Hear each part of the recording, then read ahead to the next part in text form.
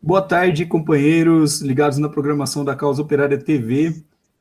Estamos aqui começando mais um programa O Mundo em Uma Hora, hoje sobre um tema importantíssimo aí da América Latina, que é o Peru, tema que o companheiro Vasco, infelizmente, não vai poder participar. O companheiro gosta muito do tema, sabe bastante do assunto, mas, infelizmente, por problemas aí pessoais, não conseguiu estar em casa no momento aí da gravação. Problemas Não vai poder, logísticos, né?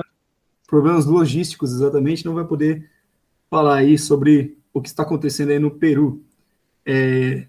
Eu sou César Chenhô, junto comigo está o nosso companheiro Thiago Assad, companheira Adriana Machado, de Nova York. Eu não só falar o nome da cidade dela, porque se eu falar o nome das outras cidades, o pessoal me zoa. É, porque a única cidade diferente é a dela, mas enfim, a Júlia Scalvenzi e o companheiro Roberto França. Nós vamos aí discutir o que vem acontecendo aí no governo do Pedro Castilho, que é um governo que deixou todo mundo confuso. Nós não sabíamos aí o que era o Partido Peru Libre, era um partido pequeno ainda, não sabíamos o que era quem era Pedro Castilho, por que é que ele nunca tira o chapéu, será que ele tem alguma coisa debaixo do chapéu que ele tenta esconder, será que ele, para não usar peruca, ele bota o chapelão, o que acontece, que aquele cara não tira o chapéu nem por um segundo, mas enfim, não é sobre isso que a gente vai falar hoje, vai ser sobre o que está acontecendo aí sobre as polêmicas que vem acontecendo aí no governo, que praticamente deu um golpe de Estado contra o próprio partido, contra o programa que o elegeu, se tornando aí um Lenin Moreno peruano. Bom, o que deixa várias lições aí para a gente que está lutando contra o governo Bolsonaro, contra o golpe de Estado, contra a direita aí no país. Bom, companheiros, para introduzir o tema aí, o que aconteceu nas últimas semanas foi o seguinte. Bom, vamos começar um pouco antes, né? O Peru Libre aí, como eu disse, pegou todo mundo de surpresa e se elegeu para presidente aí o Pedro Castilho, que é um cara muito estranho, porque ele foi membro de organizações que combateram o Sendero Luminoso, o grupo que é dito aí como terrorista no Peru, que praticou mesmo o terrorismo contra o Estado, mas que lutou contra uma ditadura ferrenha aí do Estado peruano e pela libertação da população. E é tido aí como um grupo que exterminou milhares, matou centenas de milhares e praticou Matou satanismo, cachorro. matou cachorro, Esse aí matou mesmo. enfim, que tocou o terror no Peru e que, na verdade, o resultado disso foi uma ditadura que esmagou ainda mais o direito da população contra o Sendero Luminoso. Tanto é que hoje em dia, se você fala que você apoia o Sendero Luminoso, você está fazendo apologia ao terrorismo, você pode ser preso no Peru.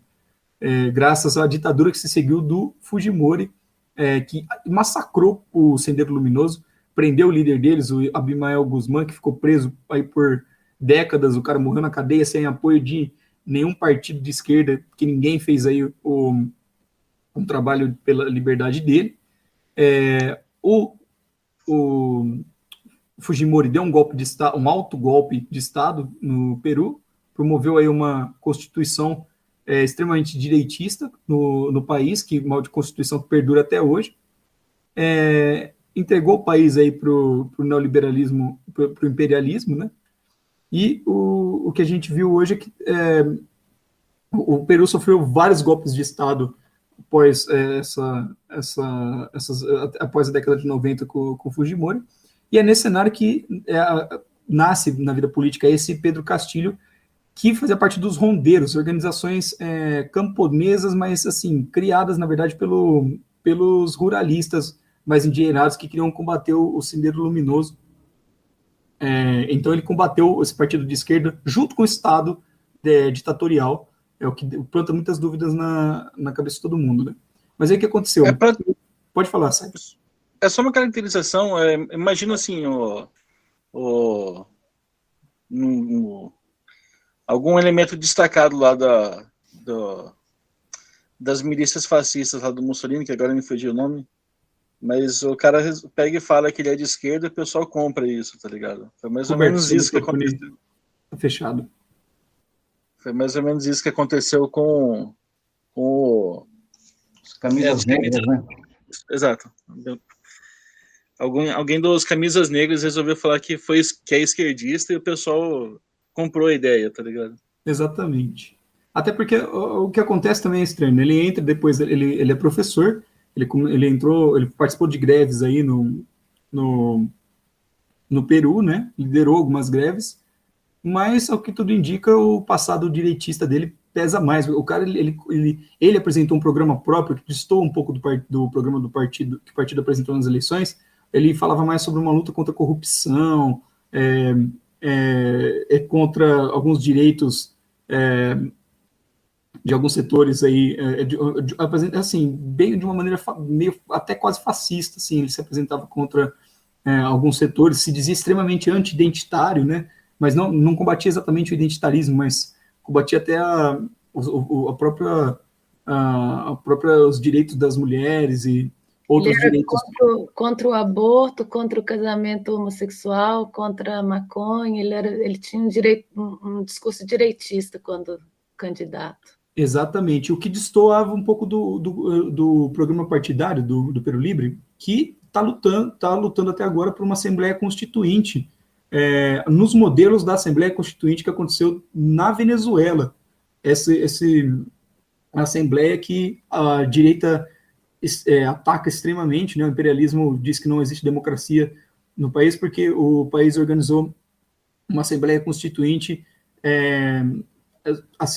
bem assentada aí na população, né?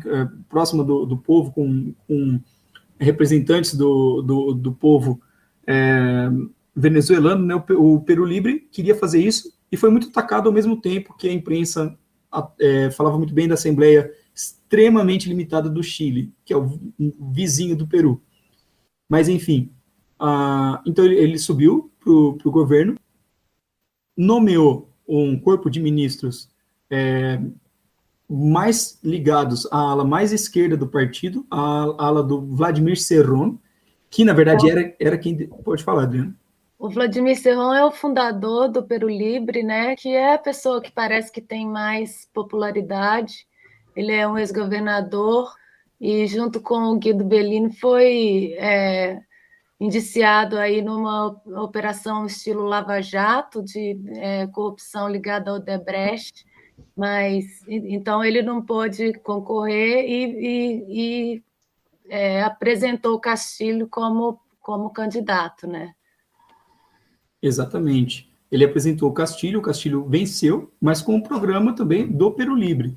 Ele colocou esse Guido Bellido, é engraçado o nome dele, porque até rima, né? Mas, enfim, ele colocou o Guido Bellido no governo como o primeiro-ministro, que é como se fosse o chefe assim, dos ministros peruanos. Esse cara que é o braço direito do Vladimir Cerrón, ele colocou esse cara como primeiro-ministro e a direita começou a atacar demais esse cara e pedir a renúncia dele.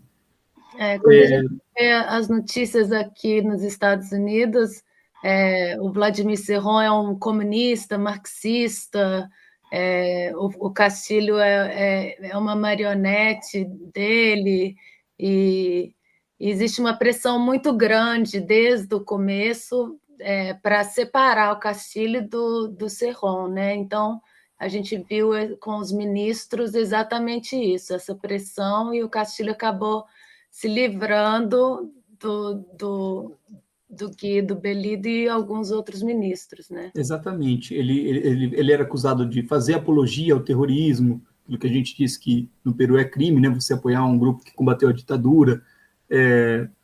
O Guido Bellido, logo que ele entrou no governo, uma parlamentar praticamente de extrema direita acusou ele de ter feito ofensas contra ela, uma coisa que, tipo, num lugar em que havia outras 15, 20 pessoas e ninguém escutou, só ela, né? E aí a imprensa caiu matando em cima dele, dizendo que ele era machista, que ele tinha que sair do governo, porque essas ideias não podem mais ser aceitas, né? Aquela mesma coisa contra a Tabata do Amaral, por exemplo, quando o Zé de Abreu falou alguma coisa, né? A moça que tira todos os direitos da população não pode ser criticada porque ela é mulher. Mesmo que o que ela fez tire a vida de milhares e milhares de mulheres, né? Mas, enfim, E aí ele foi Só extremamente... uma coisa que a gente tem que falar, né? Porque não é possível. O cara que ele fez campanha falando contra o aborto, de repente, de uma hora para outra, ele vira feminista, né? Então, As coisas muito absurdas, né? a gente vê como esse identitarismo é uma coisa extremamente reacionária, né? É E porque que na verdade, o Castilho era o candidato super, hiper, mega esquerdista durante as eleições, né? Teve toda a contraposição lá entre ele e a Keiko Fujimori. Aí a esquerda, inclusive a brasileira, tava lá falando, não, porque o Castilho, ele é o candidato do povo que vai salvar todo mundo da direita, da burguesia, e que ele não é direitista. Aí quando ele falava contra o aborto, aí já todo mundo calava a boca, né? Ninguém falava nada. E no fim das contas é isso aí que a gente tá vendo. Ele era acusado de marxista pela imprensa, ele era o terrorista e não sei o quê. Porque efetivamente a situação a polarização dentro do Peru naquela época estava muito grande. Era o quê? O Peru teve o quê? 5 presidentes em 5 anos. Acho que só o último, antes da eleição, foi que conseguiu terminar o mandato, efetivamente. ele conseguiu terminar porque ele subiu, ele virou presidente, tipo, um mês antes do término do mandato. Exatamente. Porque senão também provavelmente teria caído, né? E do jeito que tá indo agora, quem não garante que o Pedro Castilho também não vai cair? Não necessariamente pelo povo, mas quem não garante? Exatamente. Isso que você disse é interessante também, porque o Manuel Merino, né, que foi o penúltimo presidente antes do Castilho, ele também caiu porque a população foi para as ruas contra o golpe do Estado, contra o Martim Vizcarra. O povo derrubou esse cara e isso abriu até a possibilidade de eleger o Peru Livre. Mas, enfim, ele colocou o Guido Bellido no governo, o Guido Bellido começou a ser atacado por isso, e aí olha os outros motivos, preste bem atenção nos outros motivos pelos quais ele foi atacado. Ele foi atacado por ser machista, ele foi atacado por defender a Venezuela contra dois outros membros do governo direitistas que deram declarações à imprensa contrariando o próprio partido e o próprio presidente de que o governo peruano não reconhecia a presidência de Nicolás Maduro. E o que foi talvez a gota d'água para a imprensa, além disso, ele também defendia com unhas e dentes a questão da Assembleia Constituinte, mas o que talvez tenha sido a gota d'água tenha sido o fato de que ele ameaçou no Twitter a empresa que detém os direitos sobre o contrato do gás na região de Camisea. Essa empresa, como a gente bem sabe, ela fica com todo o dinheiro aí, tudo que é gerado com o dinheiro da venda do gás do Peru, que é muito gás que tem no país, e enquanto isso a população não tem condição de comprar gás de cozinha, por exemplo, de colocar gás no carro para poder se locomover, né? E aí nem foi uma coisa tão assim extrema o que ele fez, porque ele não disse que ia nacionalizar o gás, ele ameaçou a empresa de nacionalização caso a empresa não aceitasse sentar na mesa junto com o governo para rever o acordo, fazer um acordo melhor para a população. A imprensa começou a atacar demais ele. Eu até convido os companheiros a entrarem aí no site do El Comércio, que é a Globo peruana, para você ver o nível de ataque contra o Bellido e contra o Cerrón. E o Pedro Castilho deu uma declaração fazendo juras de amor à iniciativa privada no país e acabou pedindo a renúncia do Pedro Castilho, do Guido Bellido e de outros ministros também. Mas, junto com outros ministros de esquerda, o Bellido ficou de fora da renúncia e os outros voltaram para o novo governo, inclusive o Pedro Frank, agora eu perdi o nome, Frank, que é um cara assim um neoliberal que é tipo como se servisse ali como o Paulo Guedes serve no governo do Bolsonaro, assim, para os capitalistas internacionais darem apoio para o governo, ou então deixar o governo existir, né? Manteve esse cara e colocou no governo, para tentar reverter as críticas identitárias, ele passou de ter 2 ministras para 7 ministras, incluindo a nova primeira-ministra, Mirta Vázquez, que o próprio nome do partido dela já demonstra o que ela é, né? O nome do partido é Frente Ampla. ela é uma agente aí da Frente Ampla, né, de fazer, tentar afastar aí o Cerrón do jogo político e do partido. E aí o que aconteceu com esse golpe do Castilho contra o partido é que o partido se retirou do governo, praticamente, disse que não ia votar a favor do novo corpo de ministros no Congresso peruano, né? O Congresso peruano precisa aprovar isso daí para poder, para o corpo de ministros poder entrar de fato no governo. O Peru Libre se negou a votar a favor deles, se negou a fazer reuniões com a Mirta Vázquez também. Perdão, Adriano, o que você está falando? Esse é o voto de confiança que o Congresso tem que dar nos ministros. Isso, exatamente. Mas aí, só para terminar essa introdução, o Castilho, o Peru Libre disse que há um golpe de Estado em marcha por fora também, né? O Pedro Castilho deu o primeiro passo desse golpe, mas há um golpe contra o governo do Castilho, disse que vai defender o governo do Castilho, mas que não vai defender a composição desse governo com a Mirta Vázquez, que o Vladimir Cerrón chama de esquerda caviar, que é um pouco engraçado aqui no Brasil, mas enfim, e só para finalizar, o que aconteceu, há nesse momento também dois movimentos do Congresso, um deles é para tentar dizer que as eleições desse ano foram fraudulentas, e a outra aprova um maior aumento do controle do Congresso sobre o presidente, né, sobre a decisão de quem pode ser ministro ou não, o que, na verdade, é um ataque contra o governo para que a direita do Congresso, que é a maioria esmagadora, possa tomar controle aí do governo. O Castilho, junto com a Mirta Vázquez, lançou uma frente chamada Frente, deixa eu ler aqui o nome, Frente Nacional pela Democracia e Governabilidade, que se diz contra o golpe de Estado, mas que se diz a favor da governabilidade junto com os elementos direitistas do novo corpo de ministros. O Cerrón disse que o partido não está dentro dessa frente, não apoia o governo da Mirta Vázquez, o que seria, na verdade, uma traição contra os militantes do partido que não foram consultados, o Cerrón diz isso, mas também faz alertas ao governo de que há a possibilidade de um golpe de Estado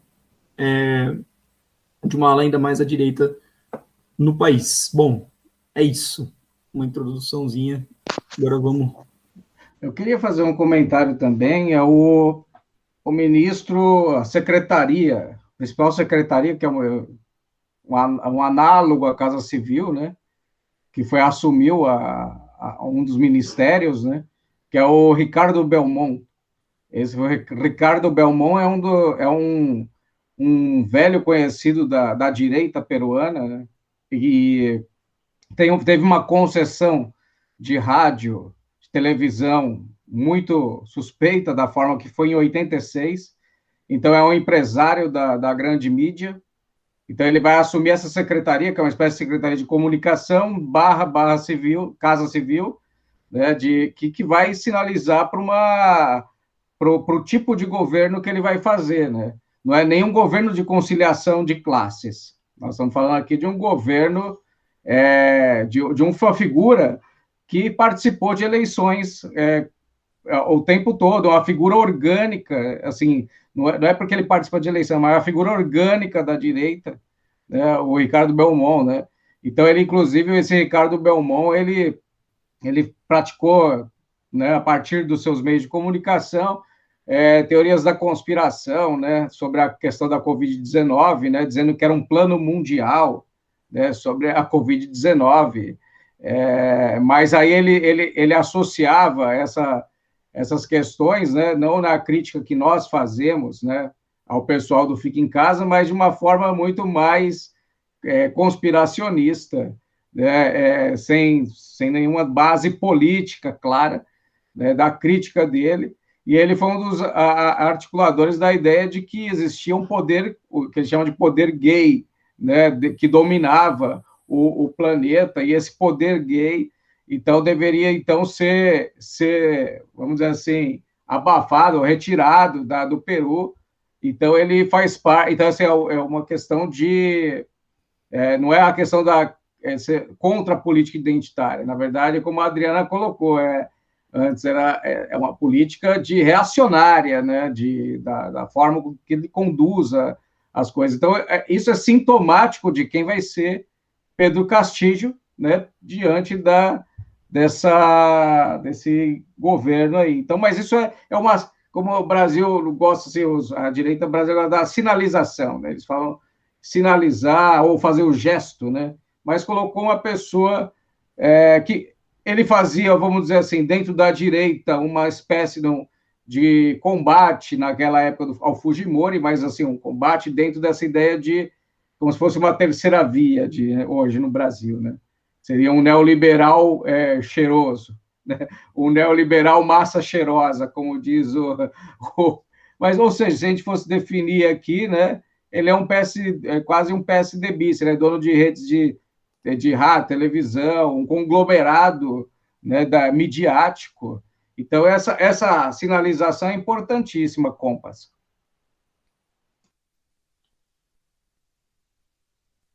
Inclusive, antes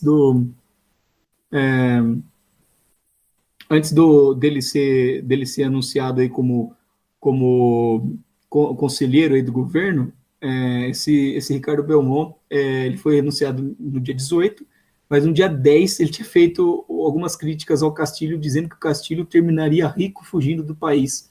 Para você ver o nível de gente que ele colocou no governo, o que na verdade demonstra que realmente foi um golpe de Estado, à la Lenin Moreno mesmo, né? Ele tirou o lado da esquerda que tinha sido eleito, né? E ele afastou essas pessoas do governo e colocou os piores direitistas aí do mundo. Seria mais ou menos como se a Dilma tivesse, na época do golpe, ela mesma dado golpe no PT, tivesse nomeado alguém, sei lá, como se fosse um Bolsonaro aí para ser parte do governo dela, né? E ele acabar não fazendo mais críticas ao governo, falando, não, agora o governo está mudado e tudo mais, né? Ele fez tudo isso, no final não adiantou nada também, porque a direita... Agora o governo está nessa situação esquisita, né? Porque meio pendurado na brocha, né? Por um lado, ele tá nessa crise aí com o Peru Livre, que ele está tentando juntar os cacos agora diante da ofensiva contra o governo dele, mas por outro, a direita está falando que não é o bastante, né? Eles querem mais ainda,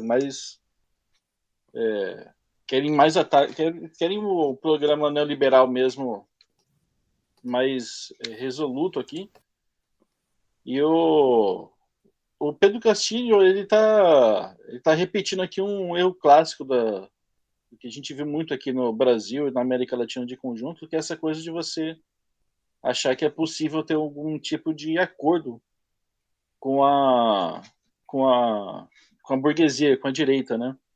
Ele fez todo esse movimento. Claro, a gente acabou de falar no começo, ele sempre teve um histórico muito ligado à direita.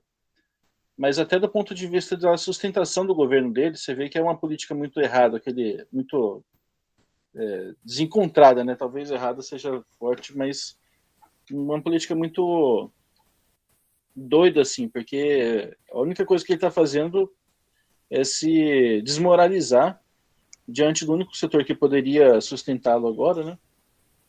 E, por outro lado, ele está enfrentando uma grande pressão também da direita. A direita continua pressionando muito ele. Tem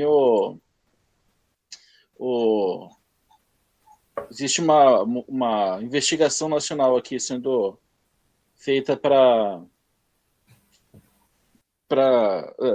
apurar aqui supostas irregularidades nas eleições de 2021, onde o partido da Fujimori e o conjunto dos partidos da burguesia peruana fizeram tipo uma CPI lá, né? E toda a mesa diretora está na mão da direita. o Castilho está numa situação muito complicada lá e ele está nessa situação agora, porque tem as pressões de todo lado, ele não tem, está cada vez mais isolado aqui, no sentido de conseguir combater isso, né? Uma coisa que chama... Então, o que é interessante rapidinho, Sérgio, é porque parece que a burguesia, apesar de tudo, não deu esse voto. A burguesia também não deu o voto de confiança no governo Castilho, né? Ela não está dizendo, não, tem que ser o Castilho a partir de agora, apesar de que ela faz muita propaganda para que o novo governo seja formado. Mas, se a gente for parar para ver, nos últimos anos, o Peru sofreu com 2 golpes de Estado em 2 personalidades da direita, sendo um deles o Pedro Pablo Kuczynski, né? Conhecido aí como PPK, e o Martim Vizcarra, 2 elementos da direita, eles não eram nenhum esquerdista, nenhum dos dois, né? Então, o que está parecendo é o seguinte, ou o Pedro Castilho, para se manter no governo, ele vai muito para a direita, abandona qualquer ligação que ele tenha aí com o Partido Peru Libre, começa realmente a reprimir a população e implantar um governo neoliberal no país, ou ele vai sofrer um golpe de Estado e a burguesia vai colocar alguém mais controlável no governo no lugar dele, né? Eu queria fazer um comentário. Toda essa situação ela vai coincidir com essa tour aí do Blinken, né, na América do Sul, né? Então, Blinken ele vem para secretário de Estado, né?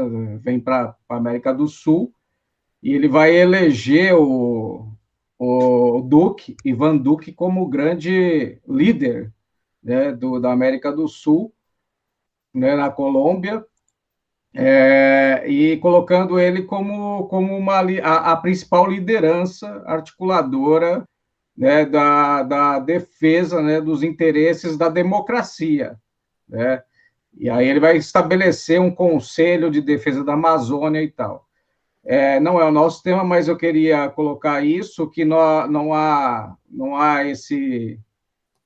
a situação do encontro, né, com o Blink, mas é sintomático e me parece que há aí junto com esses elementos da direita, o Ricardo Belmont é muito significativo porque ele concorreu com o Fujimori e perdeu, né? Então ali você tem uma guerra de gangsters, né, do imperialismo. Mas tem uma questão importante falar nesse caso aí, para puxar os 2 elementos. Essa questão da Colômbia, ela sempre foi o território preferencial do imperialismo para o Canal do Panamá, essa divisão, né, necessária. E aí você tem aí esse domínio ali do Peru e da Bolívia como uma espécie de área central da América do Sul, né?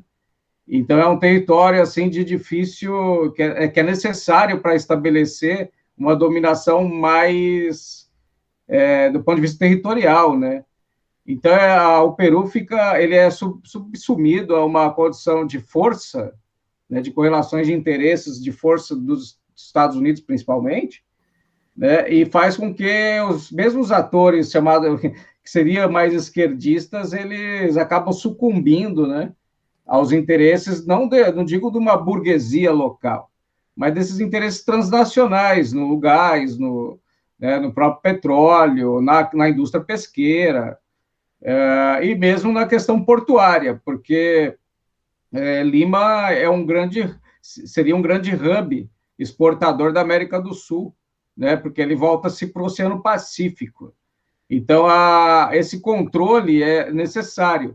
Tanto que quando se teve aquela política da IRSA, né, da Iniciativa, né, de Infraestruturas, né, da América Latina, a IRSA, né, que foi... Não é nem nos governos chamados progressistas da América do Sul e América Latina, América do Sul principalmente, que a IRSA é do Sul, mas uma das coisas que mobilizou muita gente foi aquela ferrovia entre Santos e Lima. Isso fez com que as elites daquele país, né, e mais do que as elites peruanas, o imperialismo inviabilizasse essa construção. Então, começou a questão do ataque ao Odebrecht, né, e ao próprio governo do PT. Então, grande parte ali da esquerda peruana, assim como no próprio Brasil, aqui, uma parte da esquerda, tem o mesmo surto com relação a esse moralismo político, ajudando o imperialismo a estabelecer sua dominação. Né? Então, isso é uma questão que ele queria colocar, porque o Blinken ele veio para ele vai fazendo essa circulação, né? E ele vai chegar aqui na América do Sul com o intuito talvez de estabelecer um processo de desorientação e desorganização do território que, de acordo com as informações, poderia, entre aspas, né, ter uma guinada à esquerda, né? E muito embora o Castilho nunca manifestou apreço ao Lula. Lula manifesta lá congratulações ao Castilho, né, no cargo dele à presidência, mas não houve uma reciprocidade das maiores, né, mais calorosas, assim, por assim dizer. Isso sinaliza não o centrismo, o direitismo, eu diria, do Pedro Castilho e o que ele e o serviço que ele veio cumprir. Passo a palavra aos compas. Você vai terminar? Não, pode falar, desculpa. Não, termina a sua fala. Não, só... Não, eu queria destacar assim, isso que o César estava colocando, que eu acho que é um ponto interessante, porque assim, apesar de tudo, o que fica parecendo muito é que assim, o que o imperialismo deseja de fato para o Peru é realmente uma política terrorista, uma volta ao período de terrorismo de Estado mais brutal mesmo, como que a gente viu durante o período, sobretudo durante boa parte da história do Peru, mas no período Fujimori a gente viu muito isso. E nesse momento em que o imperialismo precisa reorganizar suas forças no meio de tanta porrada que eles estão tomando no resto do mundo, essa visita que o Roberto descreveu, que o Blinken está fazendo pela América do Sul aqui, ela é muito significativa disso, de que eles precisam, na verdade, de uma coisa ainda mais à direita do que o governo peruano está entregando. E em torno disso você vê que toda essa campanha anticorrupção continua pressionando muito. A República só fala disso aqui. Já chegaram, inclusive, na vice-presidente do Peru, se não me engano, Dina Boluarte, né? Isso, do Peru Libre, né? Vice-presidente. Isso, ela é do Partido Peru Libre, né? E é vice-presidente do país.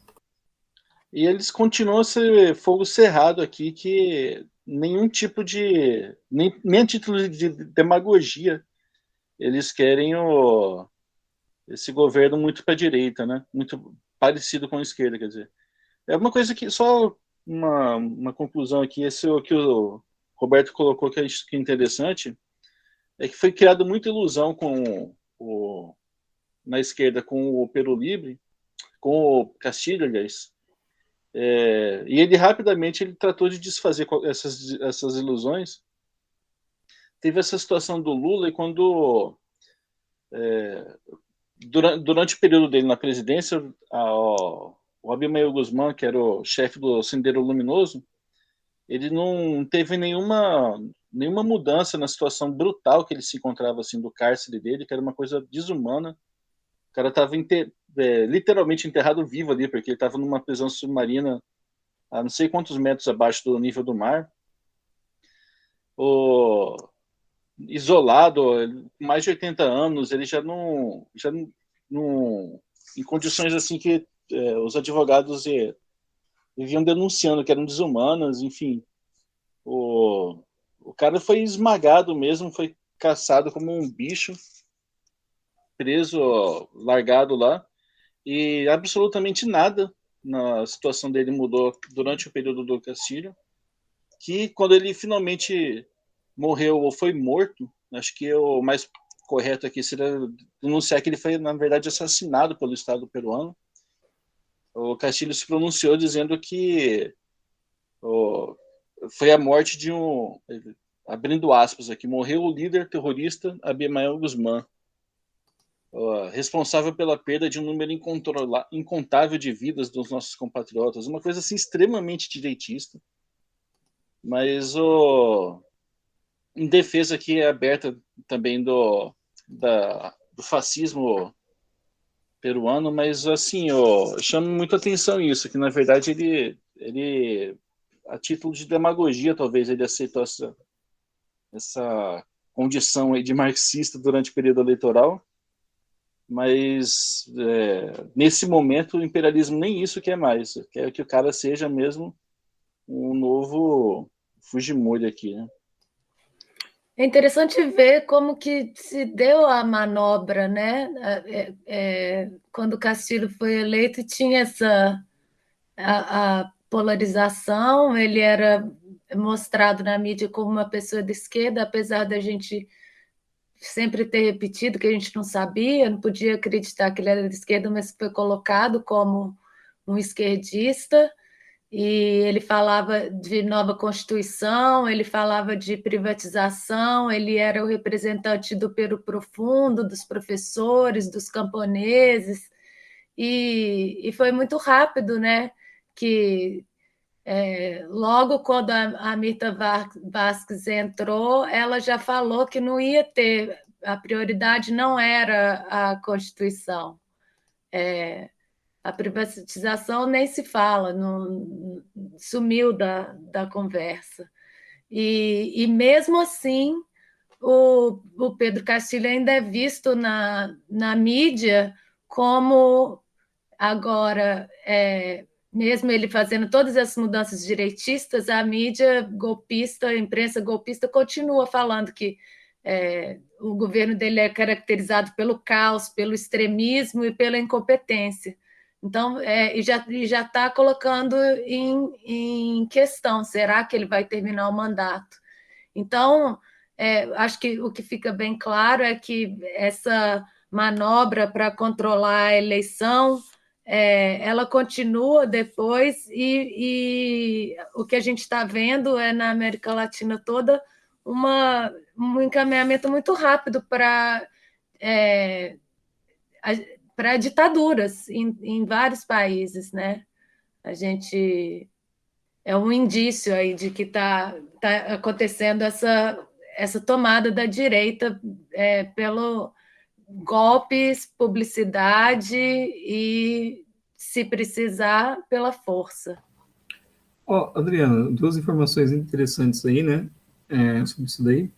O que confirma que realmente foi um golpe de Estado, né? Uma delas uma declaração do Héctor Berrar, que foi um dos primeiros a serem expurgados aí do governo. Ele que ele era ministro das Relações Exteriores e foi atacado aí por fazer propaganda do Sendero Luminoso, né? Essa história toda de que apoia o terrorismo e tal, porque ele disse que ele havia dito que vou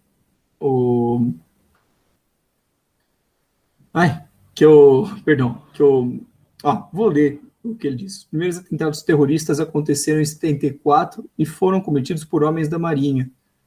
Ou seja, ele disse que, né, o que ele quis dizer é que o Estado peruano é que era o terrorista, né, não o Sendero Luminoso.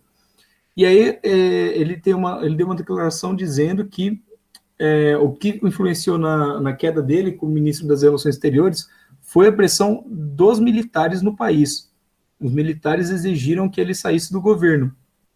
Então, ele teve que abandonar o governo do Pedro Castilho. Além disso, tem declarações aí da direita, né, do César Acunha, que é o líder do partido Aliança para o Progresso, que é o partido do PPK, que sofreu o golpe de Estado aí também, mas é um partido de direita, um partido neoliberal, que disse aí que ele disse que ele sempre esteve de acordo em tudo com o governo Castilho, menos com a questão da Assembleia Constituinte, ou seja, ele está de acordo com o partido, desde que o partido seja de direita, né?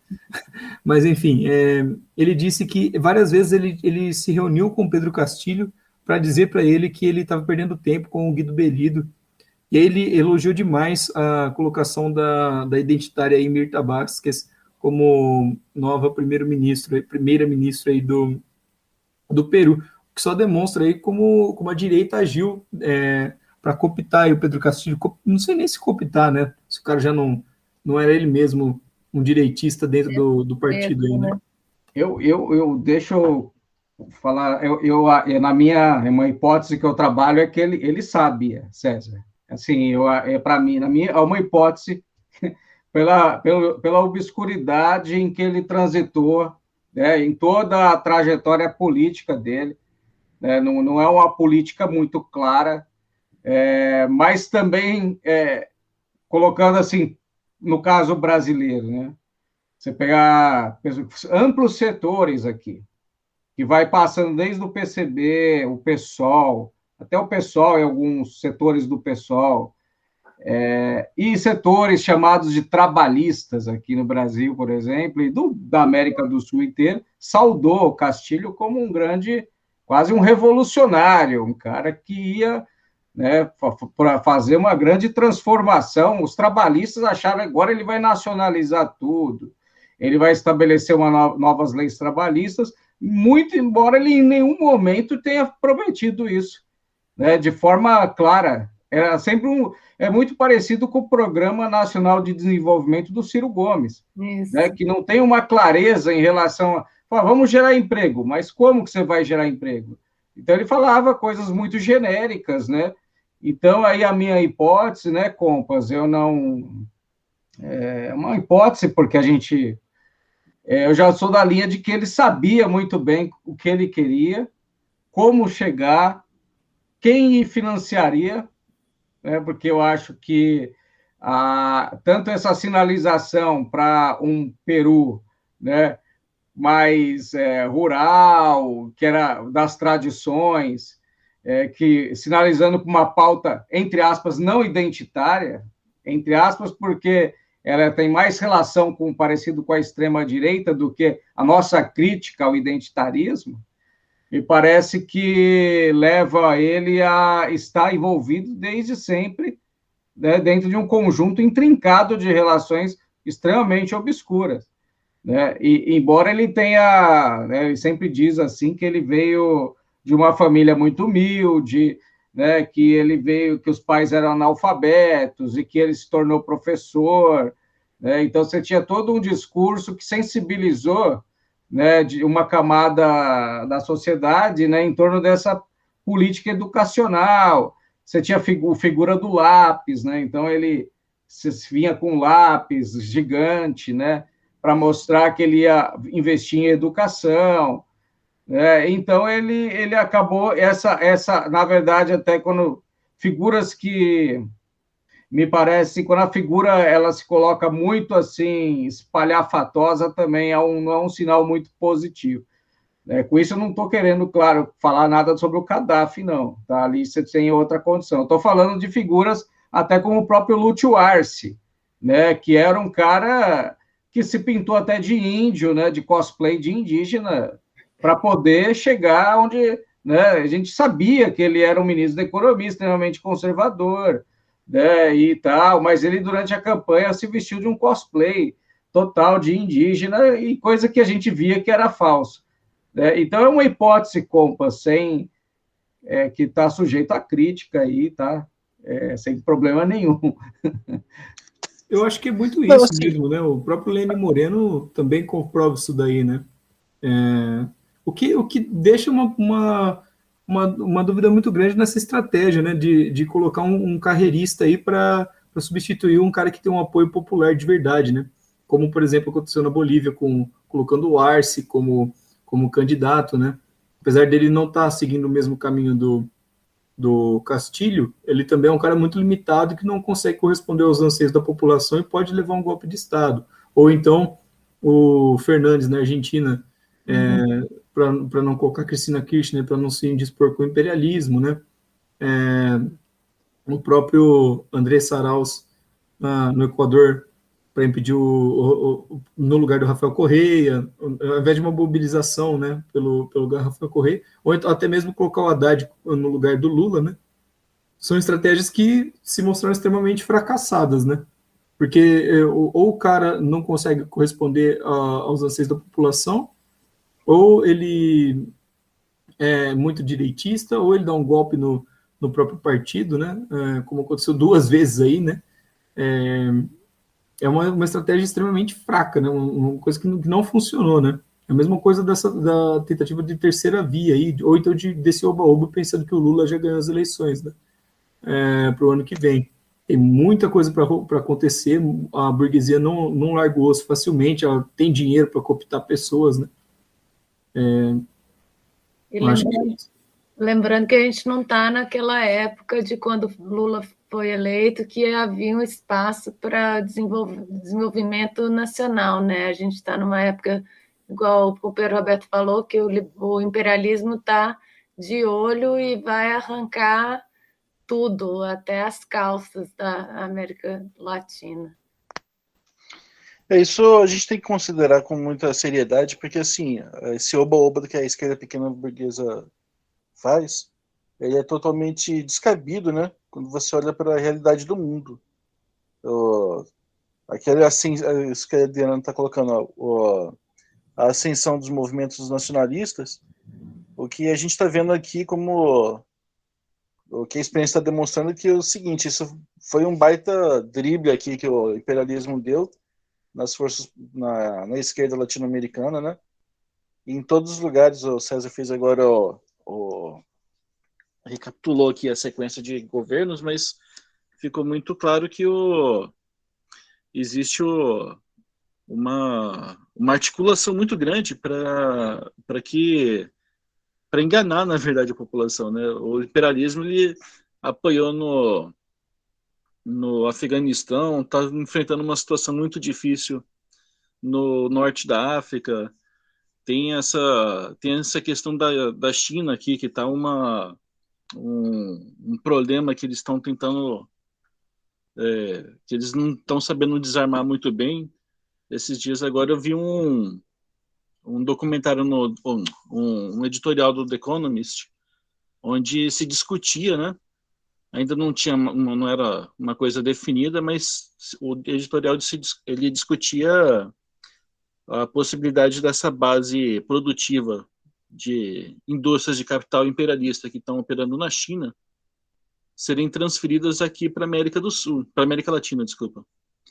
O que é uma coisa muito que acende o sinal de alerta para a gente, porque assim, isso aqui que a gente está vendo é só o começo, então, né? Eles vão precisar cada vez mais, conforme os Estados Unidos, sobretudo, se enfraquece no resto do mundo, cada vez mais eles vão precisar da própria casa arrumada para conseguir retomar o espaço que eles estão perdendo e vão ficando e vai colocar muita pressão aqui sobre os movimentos nacionalistas do nosso continente, né? Fica claro isso. O Pedro Castilho, muito provavelmente, como o Roberto colocou, ele já era um elemento que foi colocado lá para fazer uma política direitista. A gente já falou no começo que ele já foi rondeiro, inclusive, ele combateu o que existiu de mais revolucionário no Peru, que foi o Sendero Luminoso. Mas nessa situação de crise que o imperialismo se encontra, eles precisam desesperadamente, com muita ênfase aqui no desesperadamente, de muito mais aqui, de um regime muito mais direitista, o que serve de alerta também para a gente aqui, né?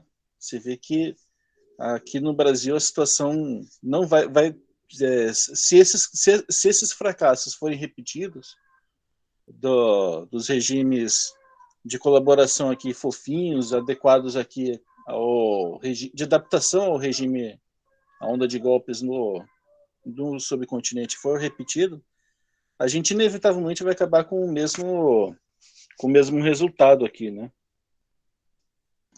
Eu só queria também fazer um último comentário de minha parte pela questão da nossa viagem de 1 hora e o tempo, né?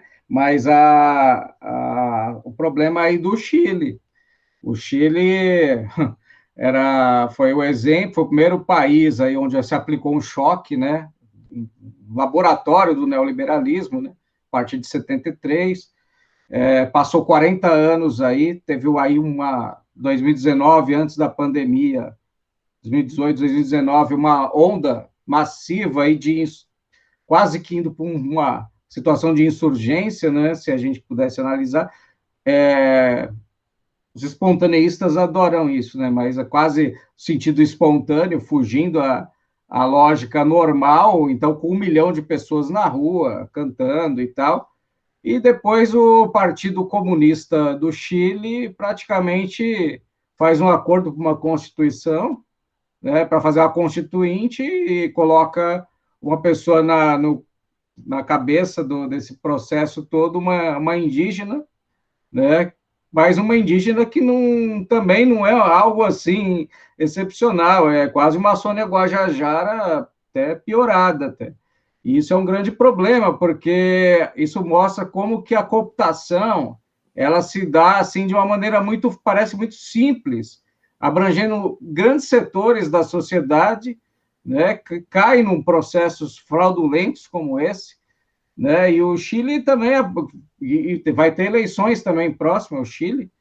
Eu queria fazer essa amarração porque eu acredito que isso demonstra um cenário extremamente complexo para nós. Eu acho que o PCO tem sido vanguarda de alertar sobre esses problemas todos, né, e precisamos amplificar a nossa política mesmo de alertar esses problemas, porque, né, a gente vai viver uma onda aí que vai amarrar esse processo todo do identitarismo com uma política assim voltada à direita. O Partido Comunista Chileno, para mim, fracassou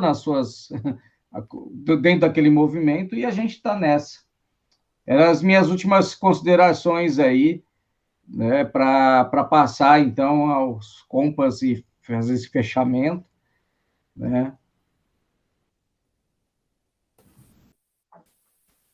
Isso, acho que a gente tem que ter solidariedade com o povo do Peru e tem que espalhar essa ideia de que só o povo na rua vai conseguir parar esse golpe que o continente inteiro está passando.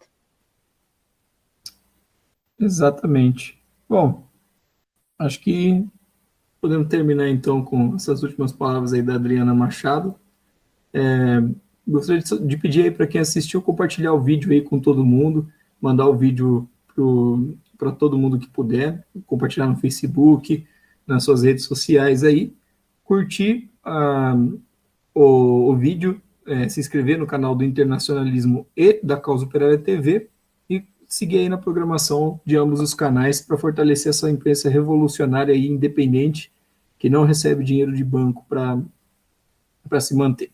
Bom, forte abraço a todo mundo então e até a semana que vem. Tchau, tchau.